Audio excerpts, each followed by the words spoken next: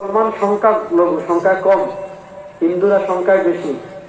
আপনি দেখেন আমাদের বাবরি মসজিদকে তারা শহীদ করেছে, মন্দির বানিয়েছে, রাম মন্দির। আপনারা চিন্তা করেন বাংলাদেশে যদি এরকম কোন ঘটনা ঘটে, ঢাকেশ্বরী মন্দির ভেঙে মসজিদ বানিয়ে দিতে, অথবা কোন মন্দির ভেঙে যদি বাংলাদেশে মসজিদ বানায়, মনে হবে তো সারা দুনিয়া তুলপাড় হয়ে গিয়েছে। 5ই আগস্টের পরে বাংলাদেশের কোন মন্দিরে মুসলমান আক্রমণ করে নাই। আপনাদের গাজীপুরের কোন হিন্দুদের মন্দিরে মুসলমান আক্রমণ করেছে? নাটা বড় আসতে বললেন। গাজীপুরের হিন্দুদের কোন মন্দিরে মুসলমান কোন আক্রমণ করেছে? হিন্দুদের ব্যবসা প্রতিষ্ঠান মুসলমান লুটপাট করেছে? আপনার এরপরে হলো হিন্দুদের আপনার জায়গা জমি মুসলমান দখল করেছে? না। ভয়েস অফ আমেরিকাও নিউজ করেছে যে বাংলাদেশে হিন্দুরা আগের চেয়ে বেশি নিরাপদ। আমরা 22 তারিখের পরে ভয় পেয়েছিলাম যে কোন অশুভ শক্তি মন্দিরে আগুন দিয়ে এই দেশে সাম্প্রদায়িক দাঙ্গা সৃষ্টি করতে পারে, যার কারণে পৃথিবীতে এরকম কোন নজির নাই। সারা দুনিয়ার মানুষ দেখেছে বাংলাদেশের মুসলমান মন্দির পাহারা দিয়েছে। আপনি পাশাপাশি 2 রাষ্ট্রে মিলান, এক রাষ্ট্রে গুজরাটে মুসলমানদের লাশ পাবেন, রক্ত পাবেন, দিল্লিতে মুসলমানদের লাশ পাবেন, রক্ত পাবেন, কাশ্মীরে মুসলমানদের লাশ পাবেন, রক্ত পাবেন, আসামে মুসলমানদের লাশ পাবেন, রক্ত পাবেন। গত 15 বছরে এই ফ্যাসিস্টের আমলে আপনারা দেখেছেন আপনার অভিজিৎ রায়কে ছাত্রলীগের গুন্ডারা খুন করেছিল, বিএনপি গোয়েশ্বর চন্দ্র বাবুকে রাস্তায় ফেলায় পিটাইছে, ছাত্রকে হিন্দুদের বাড়িতে আগুন দিতে। তখন ভারতের হিন্দু প্রেম কোথায় ছিল? এখন তো কেউ হিন্দুদের গায়ে আঘাতও করেনি। ভারতের এরকম হিন্দু প্রেম উঠলে কেন? আসলে তাদের হিন্দু প্রেম না, মূলত তারা একটা দাসীকে 15 বছর আমাদের উপর এক ফেরাউনকে চাপিয়ে দিয়েছিল। ফেরাউনের পতন তারা মানতে পারছে না। যুগে যুগে যারা ফেরাউন হবে, আল্লাহ তাদের জন্য মূসাকে পাঠাবেন। ইতিহাস থেকে শিক্ষা নেবেন, কোন ফেরাউন টিকতে পারে নাই। বাংলাদেশে যারা বাহাদুরি দেখিয়েছিল, পালাবো না, পালাই না, কোথায় আছেন?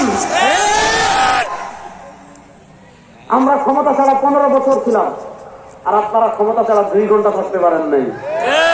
এটা হলো আপনাদের আর আমাদের পার্থক্য। আমাদের আলেমদেরকে আল্লামা মাহমুদুল হক হামিদুল্লাহ এখানে বয়ান করে গিয়েছেন, তাকে যখন কুটে তুলতো সবাই সেলুট দিত, আসসালামু আলাইকুম ওয়া রাহমাতুল্লাহ। তাকে যখন কুটে তুলতো মানুষ কাঁদতো, দোয়া করতো। আর তোমাদেরকে কুটে যখন তুলে মানুষ পোতা ডিম মারে, মানুষ জুতা মারে। এটা হলো তোমাদের আর আমাদের পার্থক্য। শুনেন, পৃথিবীর সবচেয়ে বেশি সংখ্যালঘু নির্যাতন যে কয়েকটা রাষ্ট্র হয়, তার ভিতর অন্যতম হলো ভারত। এবং পৃথিবীতে জাতিগতভাবে আপনি বাংলাদেশের যত দরিদ্র মানুষ হন, আপনি বাংলাদেশের মানুষ দেখবেন, তার যদি কিছু না থাকে, চালের দোকান থেকে বস্তা দিয়ে এনে হলেও টয়লেট বানায়। কিছু না পারো, পুরাতন শাড়ি দিয়ে হলেও টয়লেট বানায় না, বানায়। আমাদের বাংলাদেশে আপনি 1% মানুষ পাবে না খোলা মাঠে প্রাকৃতিক প্রয়োজন পূর্ণ করে। আর আপনি যদি ট্রেনে কলকাতা থেকে দিল্লি যান আর বদরের সময় যদি আপনি ট্রেনে জানলা তুলেন, তাহলে দেখবেন সমানে রাস্তাঘাটে এরা পায়খানা করে। এটা অসভ্যতা কি? তারা নাকি আমাদের দেশ। শুনেন, বাংলাদেশ আয়তনে ছোট হতে পারে, অর্থাৎ এমন একটা প্রজন্ম যাদের সাথে কোরআন সুন্নাহর কোনো সম্পর্ক নাই, ইসলামের কোনো সম্পর্ক নাই। প্রশ্ন হলো, মাত্র 14-15 বছরে কামাল আতাতুর্ক কেমন কি করে ফেলেছে?